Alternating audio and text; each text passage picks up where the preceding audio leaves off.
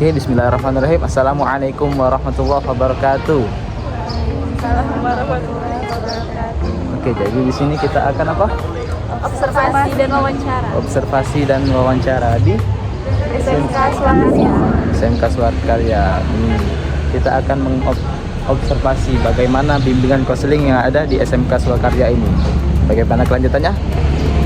Yuk.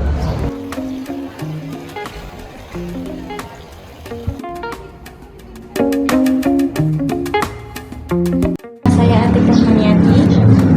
Di sini saya ingin mewawancarai Ibu dengan nama siapa? Nama saya Rena Lormasari, biasa dipanggil Bu Rena. Baiklah, izin ya Bu. Kendala apa saja yang Ibu rasakan selama mengajar di sini? Baik, kebetulan saya mengajar sebagai guru matematika, jadi kalau ditanya apa kendalanya pasti sangat banyak ya kendalanya. Yang diketahui awal dasar kendala itu adalah dari kemampuan dasar siswanya, dari zaman dia sekolah dari SD, SMP sampai dengan tingkat SMA atau SMK. Ya biasa perkalian dasar mereka atau perhitungan dasar mereka yang masih agak kurang seperti itu. Terus kalau dikatakan apa yang harus kita cari solusinya, ya mungkin sebagai guru kami harus lebih mengajar dengan pendekatan yang lebih fleksibel lagi, sesuaikan dengan karakter muridnya masing-masing. Ada yang harus pendekatannya lebih dalam, ada yang secara keseluruhan dalam mengajar. Karena kan perbedaan dalam kelas juga kan membuat perbedaan kemampuan persiswanya seperti itu. Untuk kendala yang kedua, dari motivasi siswanya, terkadang tidak semua siswa itu mau untuk sekolah. Ada juga paksaan dari orang tua kan gitu. Terus juga ada juga yang karena tidak diperdulikan di rumah, jadi tidak ada pertanyaan bagaimana di rumah, apakah ada tugas, apakah di sekolah ada nilai atau seperti apa. Jadi solusinya ya mungkin lebih ke orang tuanya kali ya. Mungkin kami memberikan perhatian di sekolah, tapi selebihnya tetap orang tua yang mengendalikan anak seperti itu. Untuk kendala yang lain, memang tidak seluruh siswa mempunyai kemampuan yang sama. Jadi kalau dibilang itu sebagai kendala, pastinya karena yang berprestasi kan tidak seluruh siswa berprestasi seperti itu kan. Ada yang dari kecilnya memang udah berprestasi, ada yang dari tingkat SD SMP-nya baru bertemu guru yang enak nih, baru bisa dapat juara kan. Ada juga yang selama dia sekolah bener-bener oh ya udah yang penting sekolah gitu, nggak harus prestasi pun yang penting naik kelas kan gitu. Paling kalau dibilang solusinya apa, balik lagi ke kita sebagai guru, bagaimana memotivasi siswa untuk sekolah yang betul, kejar cita-citanya bagaimana untuk supaya menjadi manusia yang lebih maju ke depan. Mungkin itu aja, cukup. Baiklah, terima kasih Bu. Ya sama-sama. Baik Pak, Ya, di sini perkenalkan nama saya Emma Puspitasari dengan Bapak siapa? dengan Pak Igo selaku guru BK di SMK Swakarya Palembang. Baik, Pak Eko, di sini Emma mau bertanya Pak tentang bimbingan konseling para siswa dan siswi di sini Pak. Iya, Nah, pertanyaannya Pak, kendala apa saja yang Bapak rasakan selama mengajar di sini? oke. Kendala yang pertama itu terkadang di dalam hal konseling susah untuk menggali informasi tentang anak yang bermasalah tersebut. Terkadang kita dari anaknya itu masih tertutup. Nah, itu kita harus bisa mengajak anak tersebut agar bisa terbuka dan mudah untuk menceritakan segala permasalahannya. Nah, terkadang anak ini ada yang tidak mau bercerita, kadang masih sulit untuk membangun kepercayaan dengan guru BK. Nah, itulah tantangan kami sebagai guru BK kepada anak yang bermasalah ini, bagaimana kami menjalin hubungan baik, menjalin kepercayaan terhadap anak tersebut. Baik, bagaimana Bapak meminimalisir kendala tersebut Pak? Meminimalisir Iya. kendala tersebut Iya. Ya dengan melakukan pendekatan-pendekatan tertentu. Nah, jadi melalui pendekatan tersebut diharapkan anak tersebut bisa menerima dan percaya dengan kami sebagai guru BK bahwasanya apa yang mereka sampaikan atau ceritakan di sini, kami ini memegang asas kerahasiaan, di mana asas kerahasiaan tersebut bisa menjadi hal yang paling penting agar anak tersebut tidak takut untuk menceritakan segala permasalahannya. Iya. Jadi membangun kepercayaan pada siswa. Oke. Baik, itu saja Pak. Terima kasih untuk wawancaranya Pak kali ini. Di sini Ewa pamit undur diri. Nah guys, tadi kita udah ngewawancarai siapa tadi? Guru BK sama wali kelas. Wali kelasnya tuh guru MTK. Ini mereka nih pada tegang semua ini. Soalnya mau mewawancarai kepala sekolah. Di sini yang mewawancarai kepala sekolah ini gimana? Apakah tegang? Lumayan. Tapi emang enggak lumayan bagus sih. Nah ini kita mau wawancari kepala sekolahnya. Gimana kelanjutannya? Kita lihat aja nanti ya.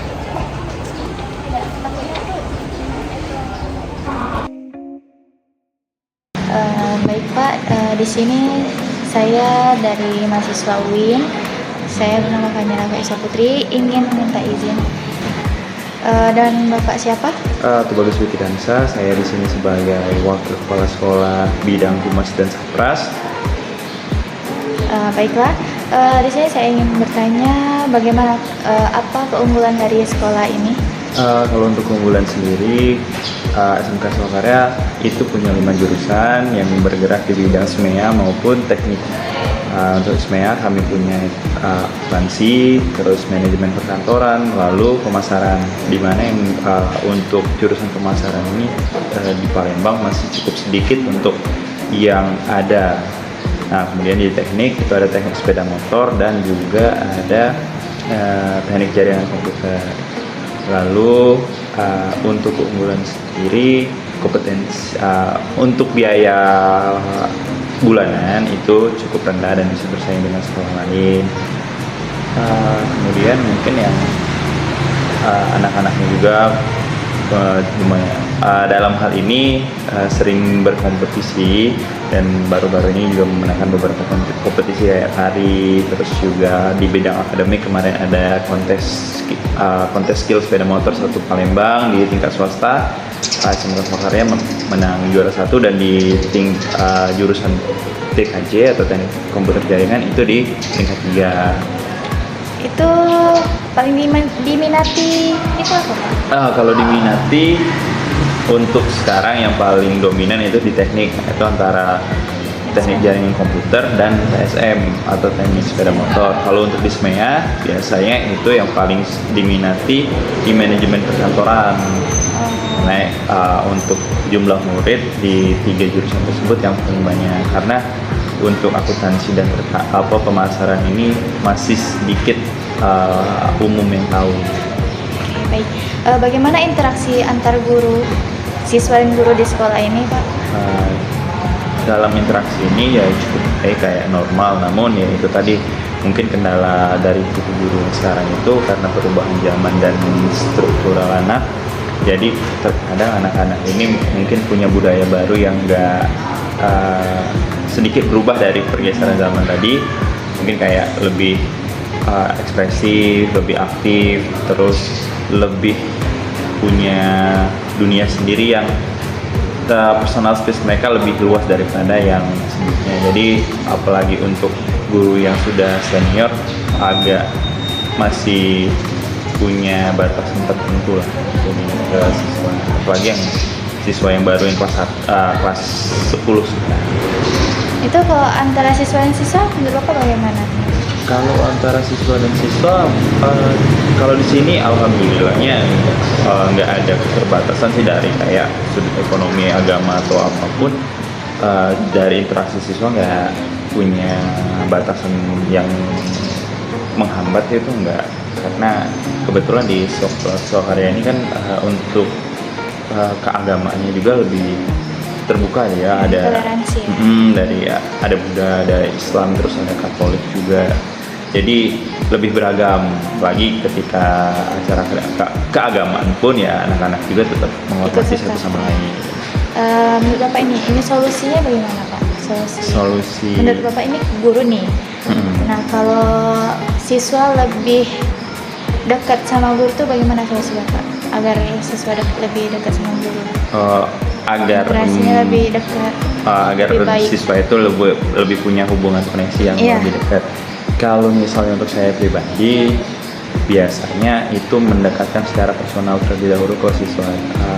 Siswa yang sekarang, yang lulusan sekarang itu lebih tertarik dengan minat-minat baru kayak game, kayak tari, ataupun ya budaya-budaya modernnya sekarang. Nah, mungkin kalau saya pribadi terkadang saya mendekati mereka berdasarkan itu dulu, baru masuk ke pembelajaran, karena ketika siswa itu sudah tertarik dengan karakter kita atau dengan waktu kita mengajar, itu lebih mudah untuk memberikan mereka ilmu. Mendekatkan diri. Jadi lebih kayak mendekatkan secara personal dulu dari entah hobi mereka, entah kegiatan mereka di rumah atau kegiatan mereka setelah sekolah, itu mungkin lebih ditanyakan dulu di awal-awal biar mereka merasa nyaman, merasa bahwa kita itu bukan sebagai guru atau sebagai orang yang jauh lah, jadi lebih kayak teman atau orang yang dapat dihormati mereka. Oke, terima kasih Bapak atas wawancaranya.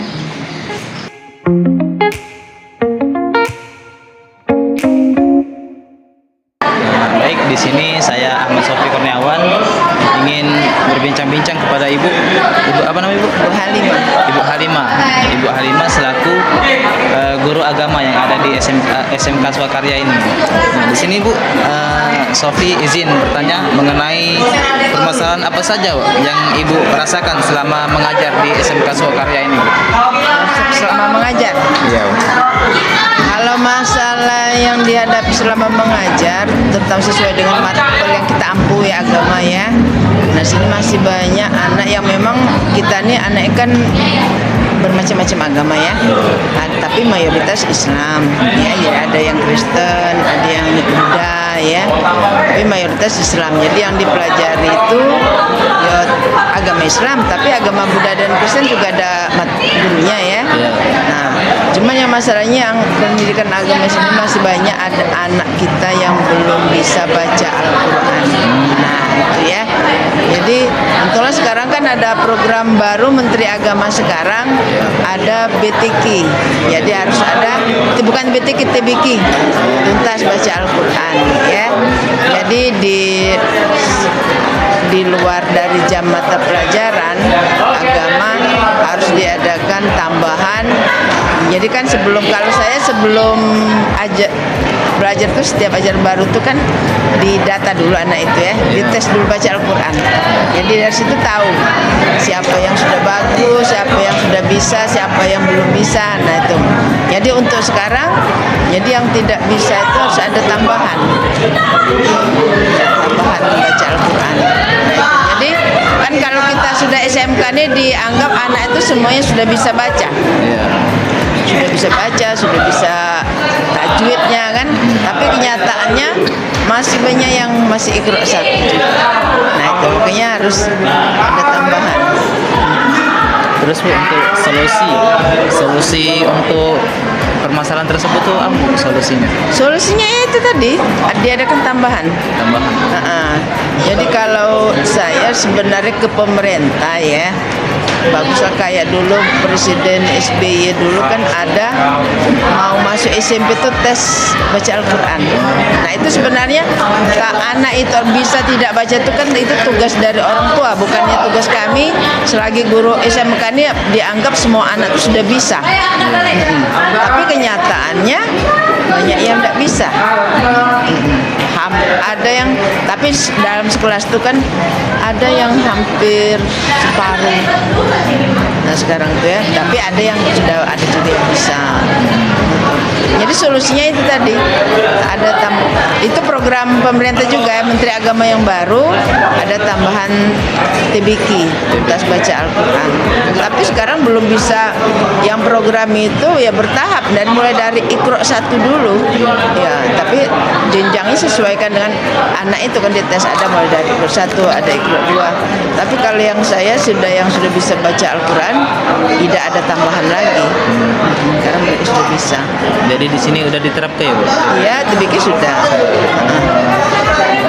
Sebenarnya kalau saya lebih berharap anak itu syarat masuk SMP itu harus bisa baca Al-Quran.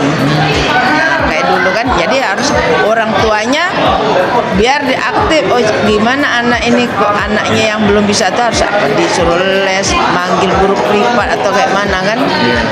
Karena kalau sekarang karena pengaruh perkembangan zaman lah ya, anak itu kan lebih ke gadgetnya daripada belajar. Nah itu memang rusaknya tuh. Ya, Bu. Mungkin itu saja, Bu, yang mau ditanyakan oke. kepada Ibu. Mohon maaf, Bu, kalau misalnya ganggu kegiatannya. Selesai juga, mau pulang langsung hujan. Ya, Bu, iya. Terima kasih, Bu. Ya. Ya. Baik, sebelumnya perkenalkan kakak dari UIN Raden Fatah Palembang. Di sini kakak izin wawancarai kalian ya. Nah, kalau boleh tahu di sini dengan siapa? Dengan Ahmad Fauzan kelas 11 TJKT 1 jurusan Teknik Komputer dan Jaringan. Oke, yang satunya? Saya Sofi dari kelas manajemen dari kelas 11 MPLB 1 dari jurusan perkantoran pelayanan bisnis. Oke. Di sini kakak ingin bertanya ya, satu persatu dulu ya. Dari Fauzan dulu. Menurut Fauzan, apakah permasalahan yang Fauzan hadapi di sekolah ini semasa bersekolah di sini? Masalah sih sebenarnya tuh setiap sekolah tuh pasti ada masalah Kak ya. Kalau masalah yang berat-berat sih kayaknya nggak ada Kak. Masalah kecil itu palingan itu kelalaian diri sendiri ya Kak. Misalnya tidak ngerjain tugas, tidak disiplin, datangnya kadang telat atau kadang kalau kami kan cowok pasti rambut itu harus pendek, jadinya harus itu potong rambut. Nah terus masalahnya ini bagi Fauzan sih nggak ada sih, cuman kalau misalnya dilihat dari siswa-siswa yang lainnya tuh kebanyakan yang telat Kak masalah. Siswa yang telat. Ya, nah, menurut Silvi, ya, bagaimana, apakah permasalahan yang Silvi hadapi di sekolah ini, semasa di sekolah ini? Kalau misalkan untuk kan sekarang kan kita kan anak kuliah Iya. kan anak SMA kayak Iya. SMA SMK, pasti kalau misalkan permasalahan untuk sekarang tuh pasti pertemanan gitu kan. Iya. Nah jadi ya udah masalah pertemanan aja sih yang harus diituin sekarang dihadapin. Oke, nah, lalu bagaimana solusi yang tepat untuk mengatasi permasalahan yang kalian hadapi itu? Kalau bagi Fauzan sih solusinya itu kita kayak koordinasi dengan guru BK dengan wali kelas mereka, karena kenapa mereka bisa terlambat, kenapa mereka tidak disiplin, kenapa mereka tidak ngerjain tugas, pasti ada penyebabnya. Yo solusinya tadi kita koordinasi dengan guru wali kelas atau guru magang. Ya, oke. Nah, lalu menurut Silvi, bagaimana solusi yang tepat untuk permasalahan yang Silvi hadapi itu? Kalau misalkan sekarang kan ego kita kan lagi tinggi banget kan, jadi menurut saya itu kayak harus netralisasi ego masing-masing aja sih, biar nggak bentrok, jadi permasalahannya tuh jadi kayak bicara gitu kan, itu aja. Oke. Nah, lalu bagaimana metode belajar di sekolah ini? Apakah sudah memuaskan atau masih kurang maksimal menurut kalian nih? Menurut Fauzan sih sudah cukup memuaskan ya Kak. Karena kenapa kita di sekolah ini itu belajar itu kita itu belajar materi dan belajar praktek Kak. Jadi tidak bosan dengan misalnya kita materi terus, tidak Kak, kita ada prakteknya juga, jadi tidak selalu megang buku. Kalau Silvi sendiri?